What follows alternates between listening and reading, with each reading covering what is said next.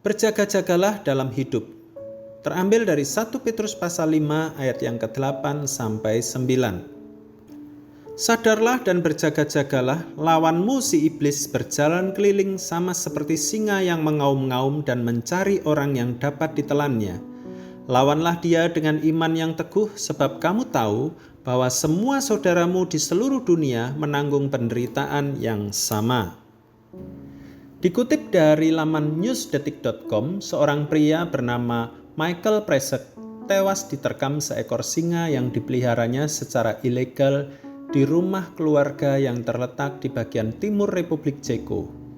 Tubuhnya ditemukan ayahnya di kandang singa. Michael memelihara 2 singa di kandang secara terpisah. Sebelumnya ia mendapat tentangan dari para tetangga dan didenda karena pembiakan hewan secara ilegal. Namun konflik dengan aparat berakhir buntu.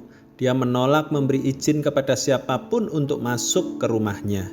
Singa dikategorikan dalam binatang buas, maka dilarang pemerintah untuk dijadikan peliharaan rumah karena dapat membahayakan. Kasusnya seperti Michael yang akhirnya menjadi mangsa peliharaannya sendiri. Karena tidak waspada, nyawa pun melayang. Dalam 1 Petrus 5 ayat yang ke-8 sampai 9 dikatakan, sadarlah dan berjaga-jagalah. Lawanmu si iblis berjalan keliling sama seperti singa yang mengaum-ngaum dan mencari orang yang dapat ditelannya. Lawanlah dia dengan iman yang teguh, sebab kamu tahu bahwa semua saudaramu di seluruh dunia menanggung penderitaan yang sama. Tahukah bahwa dalam kehidupan kita ada singa yang siap menerkam dengan buasnya? Jika kita tidak berjaga-jaga, maka singa itu siap menelan kita secara kerohanian. Singa itu adalah iblis yang siap membawa kita masuk dalam jerat dosa. Ia pintar membaca situasi diri kita. Jika kita dalam kelemahan dan tidak waspada, maka ia akan perlahan-lahan masuk memengaruhi hidup kita untuk jauh dari Tuhan. Iblis akan mengacau balaukan kehidupan kita dengan kejahatannya. Firman Tuhan hari ini mengingatkan kita untuk sadar dan tetap berjaga-jaga dalam kehidupan ini.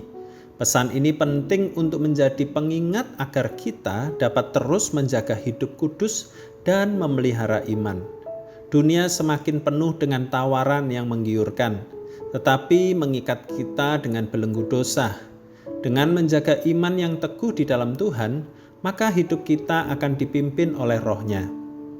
Berjalanlah menurut hikmat Tuhan dan bukan dengan mengandalkan pemikiran diri sendiri.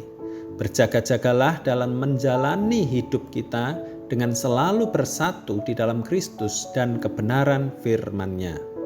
Lawanlah iblis dan godaannya di dalam Kristus dan kebenaran firman-Nya. Tuhan Yesus memberkati.